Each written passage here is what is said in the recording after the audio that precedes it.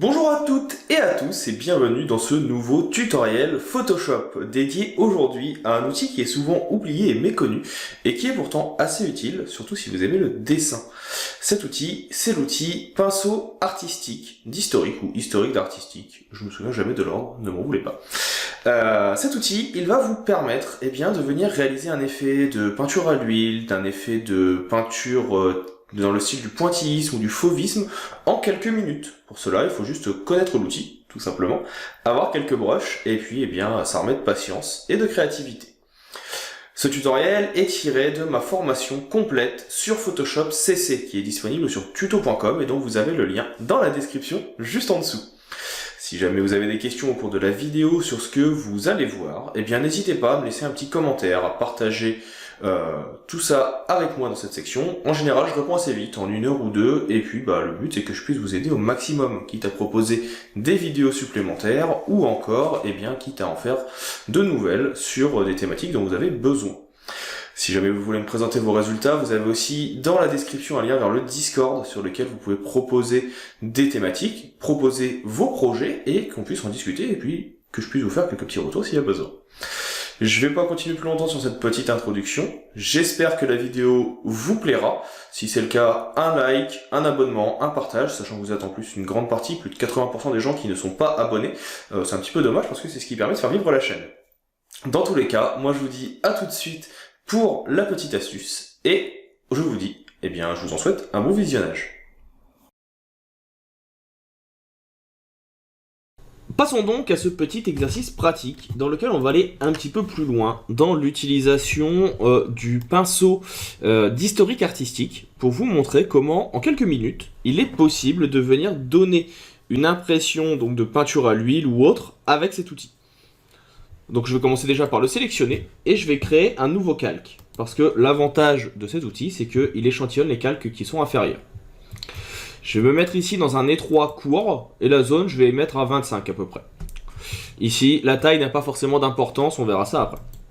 Je vais faire un clic droit, et pour ma part, j'ai les brushes de Spartan 2016 qui sont disponibles sur le site Digital Painting School, et je vais prendre celui-ci.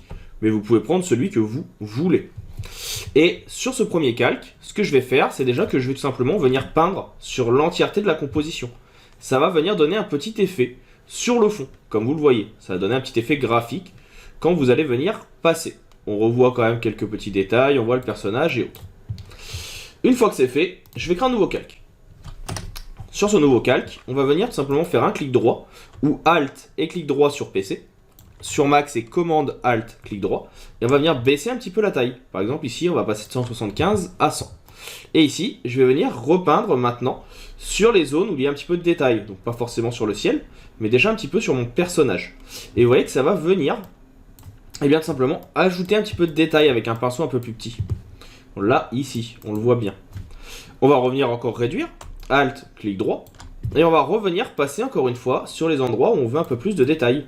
Donc, toujours notre personnage. Et en fait, le fait de venir réduire et de redessiner sur ces zones va ajouter des tâches plus petites et va ainsi permettre d'avoir un maximum de détails supplémentaires. Et plus vous allez réduire, là je vais réduire par exemple jusqu'à 19, et plus vous pourrez venir ajouter de détails à votre personnage.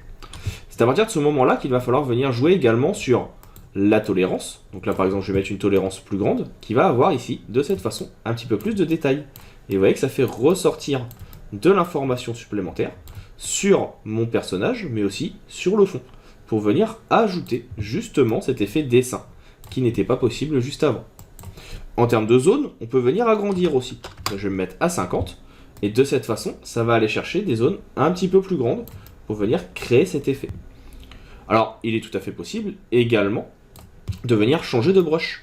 Là, vous voyez que j'ai un brush qui est quand même assez grand.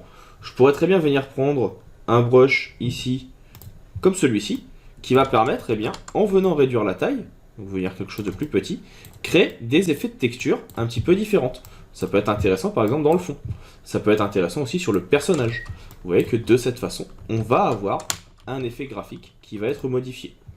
Donc là, il faut venir chercher avec les différents styles. Là, j'ai celui-ci qui me plaît bien. Pour être sûr de ne rien impacter et de pouvoir revenir en arrière à tout moment, vous pouvez venir créer un nouveau calque, toujours. Et donc là, vous voyez que je viens peindre par exemple avec ce nouveau pinceau. ici sur mon personnage et ça fait ressortir beaucoup plus de détails. Si le style ne vous plaît pas de souci, on va en chercher un autre, on réduit un petit peu la taille et on teste. Donc là il est peut-être un petit peu trop grand, je vais le prendre à 9. Et donc là, vous voyez que je peux venir ajouter des effets graphiques sur ma composition qui vont ressortir avec le pinceau que j'aurais choisi. On va venir en rechercher un autre, toujours un petit, et de cette façon, vous voyez, je peux venir dessiner pour avoir un effet qui va être encore un petit peu plus décent. On passe une première fois, si jamais ça nous plaît bien et qu'on veut plus de détails, on vient en rechercher, on passe une deuxième fois, on va se mettre ici à un pixel pour aller chercher encore plus de détails, ou alors vous pouvez venir réagrandir si vous voulez reprendre quelque chose qui soit un peu plus effet dessiné. Et donc c'est la taille de votre pinceau qui va permettre d'impacter cet effet.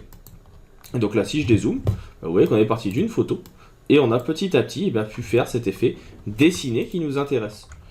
Le type de brush, je le rappelle, sera important. Peut-être que là on va vouloir un peu plus de détails, peut-être qu'on va vouloir changer un petit peu, peut-être que là au final vous voulez réduire. La zone est peut-être un peu importante, je vais passer à 10, ce qui va permettre d'avoir quelque chose qui soit beaucoup plus léger. Et de cette façon, on peut venir faire des choses assez rapidement et assez simplement pour avoir un effet de peinture. Bien sûr, ça fonctionne sur tout type de photo. Là, je l'ai fait sur celle-ci, mais je peux très bien venir en chercher une autre de ma collection que j'utilise pour la formation complète Photoshop. Par exemple, je sais pas, on va aller chercher la photo du petit chien qui est ici. Et même principe, je peux créer un nouveau calque. Je commence par prendre quelque chose d'assez grand, par exemple celui-ci. Et là, on va commencer dans un premier temps à venir peindre. Et donc là, vous voyez que, hop, on va pouvoir venir créer un effet un peu de fond qui garde malgré tout, vous voyez, la photo dans le fond et qui garde l'effet. Là, l'effet peut être assez intéressant. On n'a pas forcément de détails pour l'instant, c'est vraiment en vrac. Puis je vais créer un nouveau calque. Je vais baisser un petit peu la taille. Ça va permettre de venir zoomer, de venir rajouter un petit peu de détails par endroit. Et puis, on va encore venir réduire. Et donc là, de cette façon, je vais peut-être avoir un petit peu plus de détails qui va apparaître. Et vous voyez que ça va très très vite, je peux venir vraiment avoir cet effet de dessin juste en venant peindre sur ma photo. Donc là, je descends un petit peu. Si c'est pas suffisant, encore une fois, on peut venir jouer sur la tolérance qui va permettre de venir s'occuper un petit peu plus des détails, qui va venir en chercher un petit peu plus, tout en gardant notre effet de texture. Je peux également venir agrandir ma zone. Là par exemple, je vais passer à 50. Ce qui fait qu'il va aller chercher un petit peu plus d'informations, un petit peu plus de détails. Et bien sûr, une fois que ça sera terminé, que j'aurai ici ce qu'il faut, je peux venir créer encore une fois un nouveau calque. Je réduis encore un petit peu ma taille. Là, je vais me mettre par exemple à 30. Et donc là, on revient une deuxième fois. Et encore une fois, vous voyez que le fait de venir repasser dessus va accentuer l'effet de détail, va aller en chercher un petit peu plus. Donc c'est vraiment un effet qui est assez intéressant, assez rapide à mettre en place, et on reconnaît quand même rapidement le chien. On a notre effet de peinture qui plaît tant, et cela en quelques instants. Et c'est bien sûr le brush qui va permettre de créer cet effet. Donc là, toujours dans le brush Spartan, vous avez ici celui-ci. Là, je peux venir encore baisser la taille, je peux venir me mettre à 14, qui est encore divisé par 2, et juste venir dans les yeux, pour venir accentuer le détail. Pareil sur la truffe, et de cette façon, je peux avoir ma photo qui me plaît bien ici, et ce, très rapidement. Donc voilà, je tenais vraiment à vous présenter cette petite photo, cette petite astuce, parce que je trouve ça vraiment très sympa. On a tendance à oublier qu'il existe cet outil dans Photoshop pour venir faire de l'effet de peinture. On a tendance à chercher des choses compliquées, alors que vous voyez que là, en quelques minutes, je peux passer de l'un à l'autre. Et là, on voit bien la différence de détail, comme c'est plus petit, ça fait vraiment quelques détails.